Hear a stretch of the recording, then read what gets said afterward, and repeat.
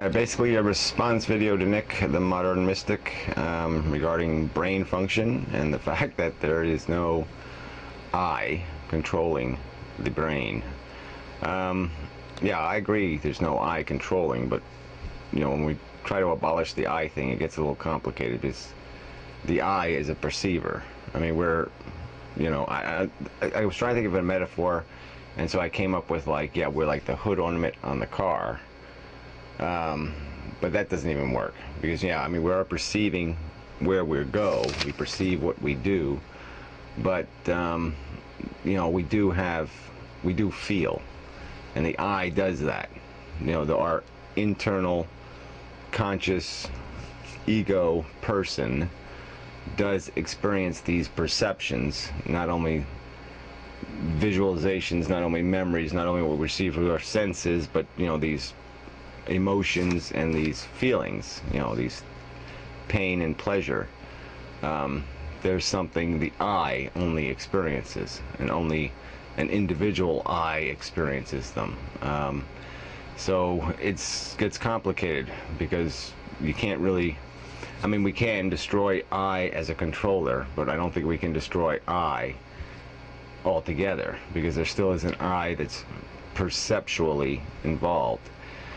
So anyway, getting to the more rudimentary place where we might disagree, where we might explore, is who is controlling. How exactly is this pyramid that you've constructed of concepts formed? How is it decided, the weighting of our priorities in terms of what gets our attention? What floats to the surface and into our consciousness as a perception? What does the mind create as a perception that essentially will motivate us to react to it?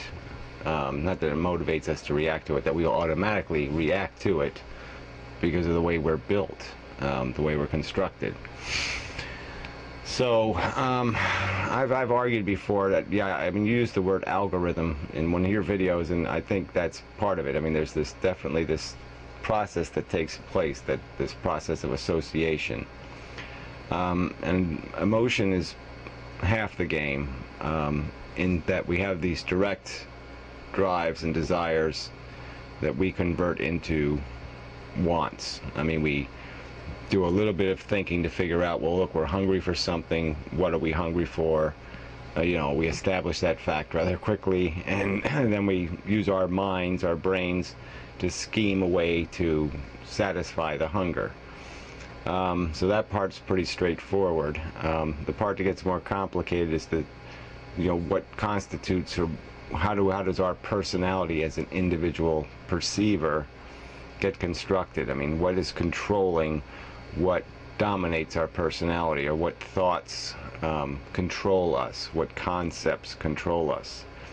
And I think it starts off with just emotion being in control, and then it becomes this perceptual game. Then it's the emotions get tied to memories and thoughts, and then conceptual ideas.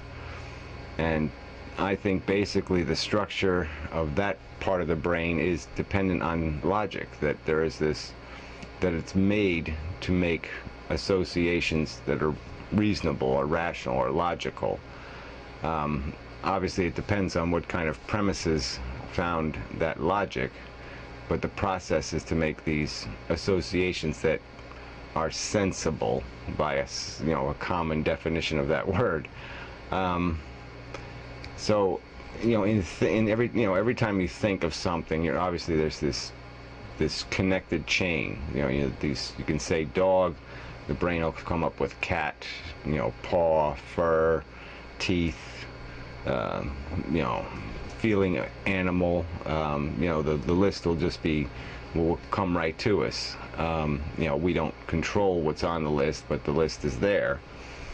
And it's weighted. I think the weighting comes in is what we prioritize has to do with that logical process. And I think our brain uses just a simple, affirmative, positive, negative, good, bad kind of weighting. It connects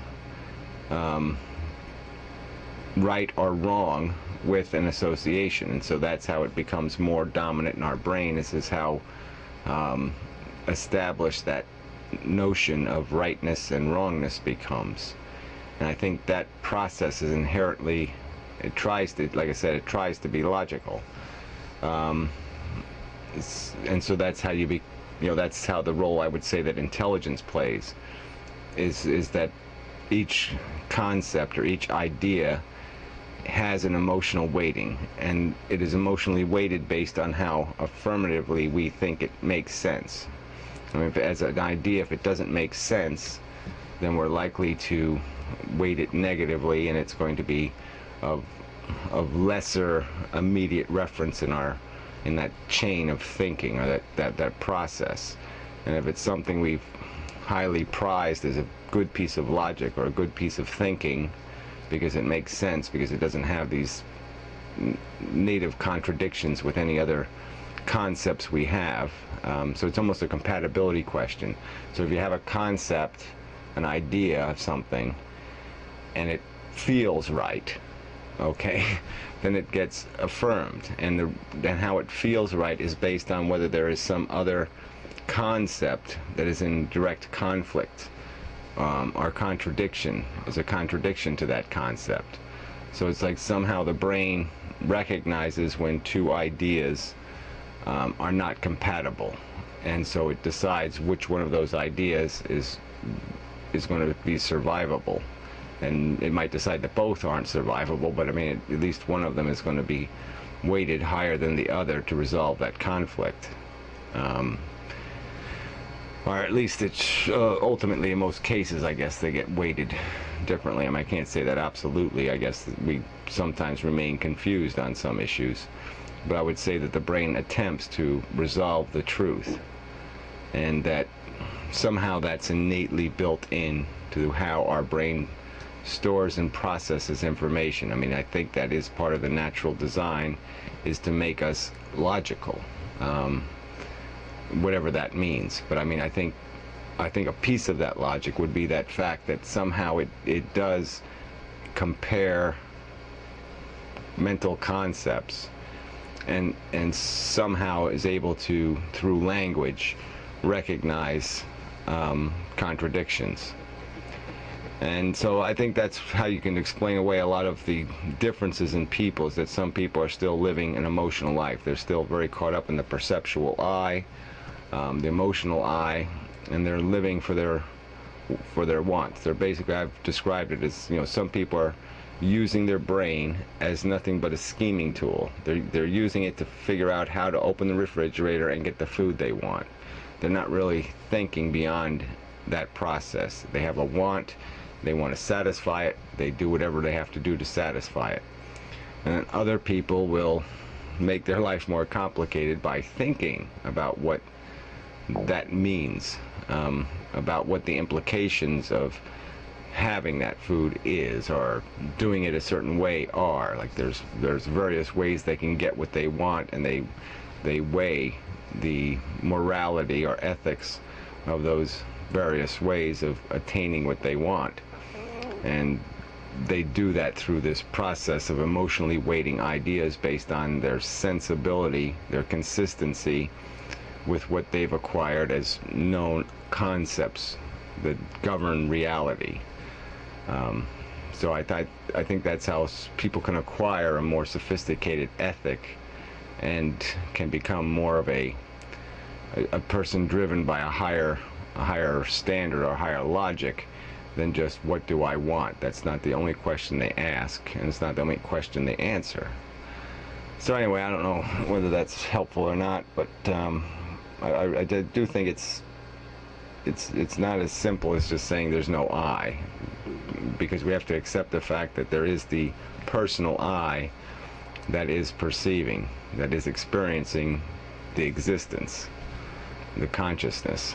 And I think sometimes it just sounds a little too unintuitive to say we don't exist, because as a perceptual reality we do, I think. Pretty certainly. Okay, anyway, enough said.